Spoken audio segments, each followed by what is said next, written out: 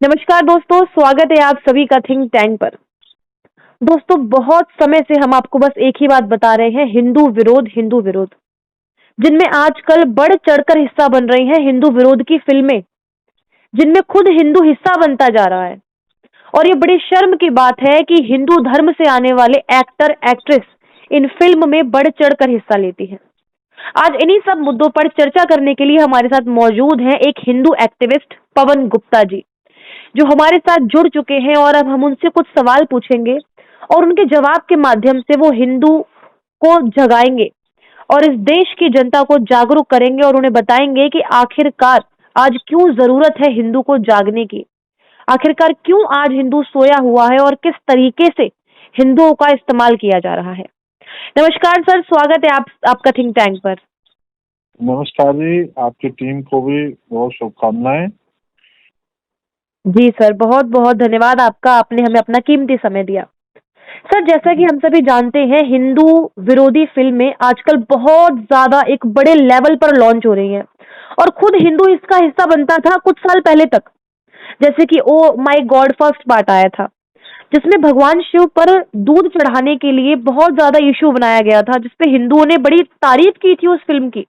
लेकिन अब पिछले कुछ समय से हिंदुओं को समझ आ गया है कि हम गलत थे और हिंदू धर्म का विरोध इन फिल्मों के माध्यम से नहीं होना चाहिए। हिंदू विरोध कर रहा है, फिल्में फ्लॉप भी हो रही हैं, लेकिन फिर भी ये फिल्म आती है। यानी कि फिल्म के जो निर्माता हैं वो घाटा भी झेल रहे हैं लेकिन फिल्म भी बना रहे हैं। इसके पीछे आपको क्या लगता है, क्या एजेंडा है? देखिए, जो आपने बात की कि हिंदू खुद हिस्सा बनता है, मेरी सोच के मुताबिक, क्योंकि मैं शिवसेना हिंदुस्तान का राष्ट्रीय अध्यक्ष हूँ जी और सर। मैंने बहुत लंबे समय से हिंदुत्व की लड़ाई लड़ी है। हिंदू विरोधी फिल्में इसलिए बन जाती हैं कि एक तो हिंदुओं की मानसिकता है कि सहना है, उन्होंने हर बात को सहने की आदत है।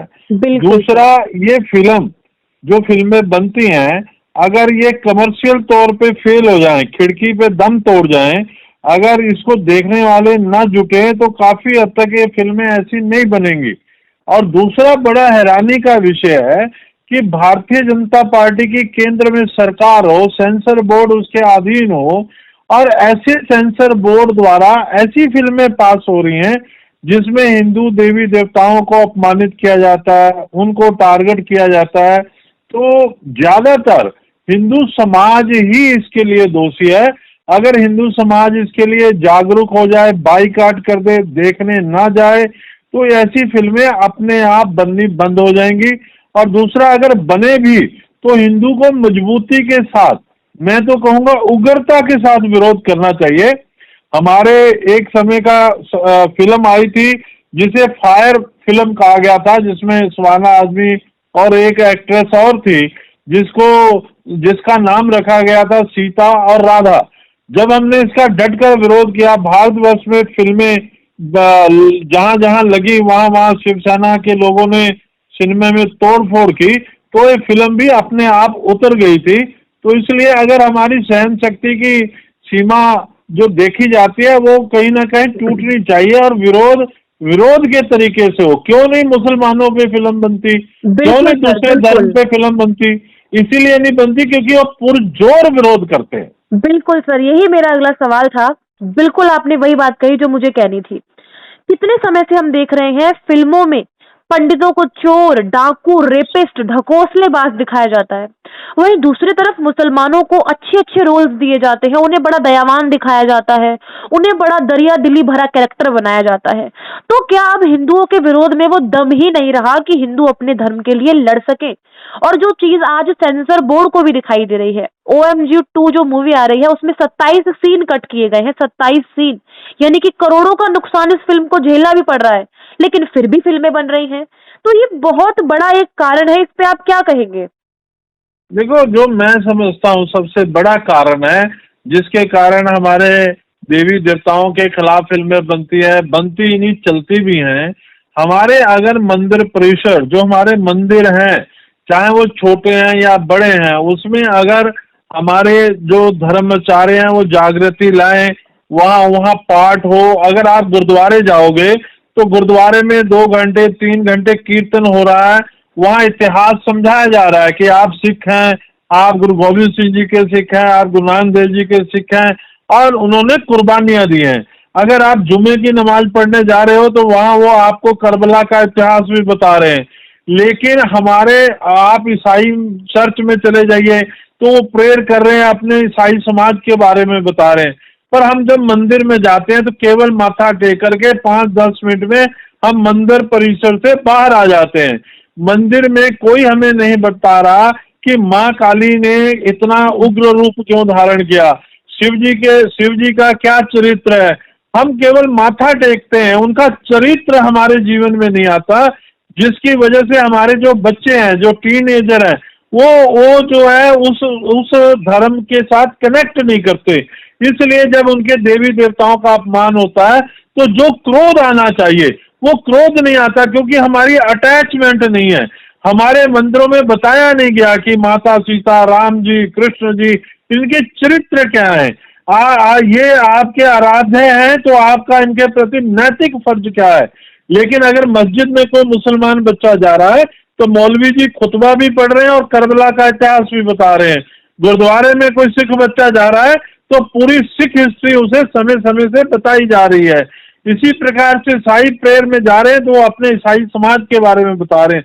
तो कहीं ना कहीं जो हमारा मूल जड़ है, जो हम मंदिर जाते हैं जब भी हमें समय मिलता है अपने बच्चों के साथ, परिवार के साथ, बहू और बेटियों के साथ, वहां जब तक कथाएं नहीं होंगी, वहां जब तक महाभारत का इतिहास नहीं बताया जाएगा, वहां भगवान कृष्ण का चरित्र नहीं बताया जाएगा, वहां हमारे राम जी के सारे जीवन चरित्र के पहलू नहीं बताए जाएंगे, रामायण की चर्चा नहीं होगी, तब तक हमारी पीढ़ियां उनके साथ कनेक्ट नहीं करेंगी। और जब कनेक्ट नहीं करेंगी तो उनको क्रोध नहीं आएगा, और क्रोध नहीं आएगा तो ऐसा जो प्रचार निरंतर चलता रहेगा। आप देख लो, जो कौमें भी हिंसक विरोध करना जानती हैं, मैदान में उतर करके लड़ना, कटना, मरना जानती हैं, उनके विरोध को सरकारें स्वीकार करती हैं। बिल्कुल सर, बिल्कुल सही कहा आपने। लीडरशिप की कमी है। हिंदू धर्म की कोई अगुवाई नहीं करना चाहता, कोई लीडर नहीं है हमारे पास, कोई ऐसा बड़ा आचार्य नहीं है जो हमारे बच्चों को राह दिखा सके। और आजकल तो मॉडर्नाइजेशन के चक्कर में माँ बाप ऐसे हैं जो बच्चों के साथ खुलकर बात नहीं करते हैं। सोचते हैं हमारे बच्चे समझेंगे कि हम बड़े बैकवर्ड हैं, बच्चों को बताते ही नहीं है कि हमारे देवी देवताओं का इतिहास क्या है। अब ये फिल्म आ रही है जो ओ माय गॉड, इसमें शिवजी को टारगेट किया गया है, नागा साधुओं को टारगेट किया गया है, महिलाओं के बारे में आपत्तिजनक बातें की गई हैं। ये बहुत ज्यादा भयावह है। फिल्म बनाने वाला हिंदू, फिल्म में काम करने वाला एक्टर, सारी क्रू एक्टर, सारी सपोर्टिंग टीम एक्टर जो भी हैं सब हिंदू हैं, लेकिन फिर भी क्या उन्हें नहीं पता है इतने सालों से भारत में रहते हुए कि भगवान शिव की आस्था क्या है हिंदुओं के लिए? जानबूझकर टारगेट किया जा रहा है, जानबूझकर। क्या फायदा उनको मिल रहा है? क्या फायदा ऐसा उनको मिल रहा है? जिनको आप हिंदू कह रहे हैं वो हिंदू नहीं है, उनका धर्म रुपया है, उनका धर्म धन है, उनका धर्म पैसा है। वो सकल वेशभूषा से हिंदू हो सकते हैं, लेकिन उनका जो धर्म है वो सिर्फ रुपया कमाना, चाहे वो हिंदू देवी देवताओं को कितने निचले स्तर तक टारगेट ना करें। मैं आपसे ही सवाल पूछ रहा हूँ कि आप देखो, जब कुंभ का मेला लगता है, नागा साधु कितनी बड़ी संख्या में आते हैं। अगर नागा साधुओं को टारगेट किया गया तो क्या नागा साधु आकर के जिस तरह कुंभ में बड़ी संख्या में आते हैं, क्या हम इसका विरोध नहीं कर सकते?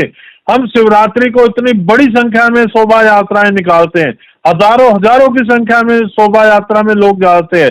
तो ये लोग शिवरात्रि के दिन ही निकलते हैं, उसके पहले और बाद जब भगवान शिव को टारगेट किया जाएगा तब ये भीड़ कहाँ चली जाती है।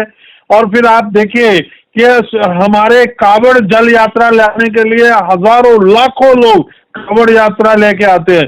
क्या ये जो शिव जी को हम जल चढ़ाते हैं, कावड़ यात्रा लेके आते हैं, तो ये सारे कावड़िए जो लाखों लाखों की संख्या में निकलते हैं, क्या अब जब शिव जी का अपमान होगा तब इनका दर्द नहीं होगा, तब इनकी भावनाएं आहत नहीं होंगी?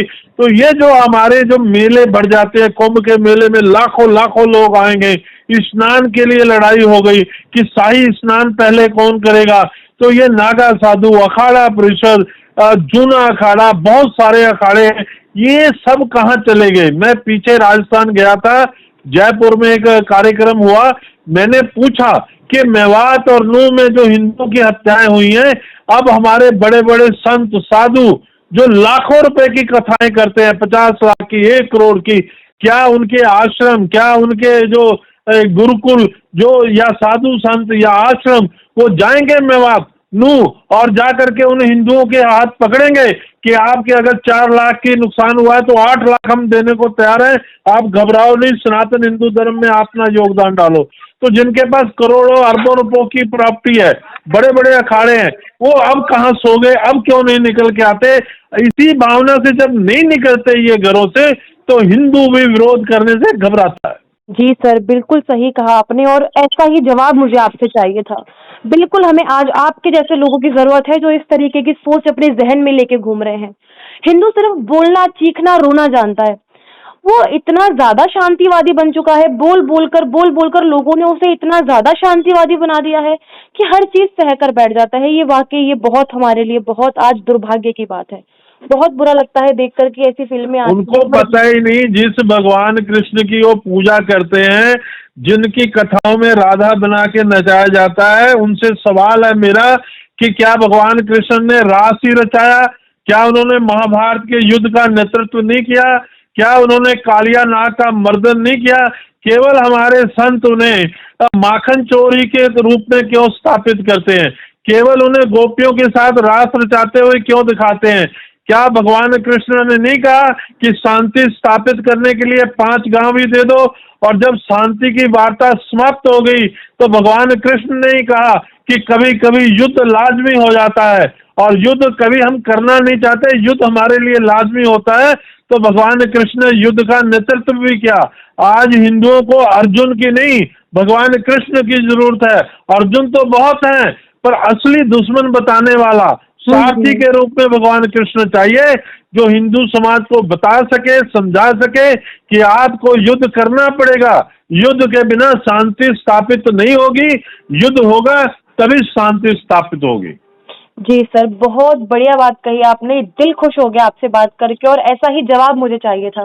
मैं तमाम लोगों से मिलती हूँ, बहुत लोग से बात करती हूँ, लेकिन इस तरीके की बातें बहुत कम सुनने को मिलती हैं और आज आपसे बात करके लग रहा है कि मेरा आपसे बात करना सफल हो गया है और कहीं न कहीं ये बातें सुनकर हमारे दर्शक और जितने भी लोग हमें देखेंगे, उन सभी के अंदर का ज़मीर जगेगा और उन सभी को लगेगा जब एक व्यक्ति इस तरीके की बातें कर सकता है और अपने धर्म के लिए आगे आ सकता है, तो हम क्यों नहीं? बहुत अच्छा लगा सर आपसे बात करके। आगे भी तमाम मुद्दों पर आपसे जुड़ेंगे, आपसे बात करेंगे और आपका बहुत-बहुत धन्यवाद कि आपने हमें अपना कीमती समय दिया सर। बहुत-बहुत धन्यवाद। बहुत धन्यवाद, आपने हमारे विचारों को जनता में ले जाने का काम किया। आपके चैनल को, आपके जितने भी सहयोगी हैं उनको बहुत शुभकामनाएं। जब भी धन्यवाद। आप हिंदुत्व के लिए आवाज उठाएंगी, मैं मेरा समर्थन और मेरा सहयोग रहेगा। जय श्री राम, जय श्री राम। जय श्री राम सर, जय श्री राम।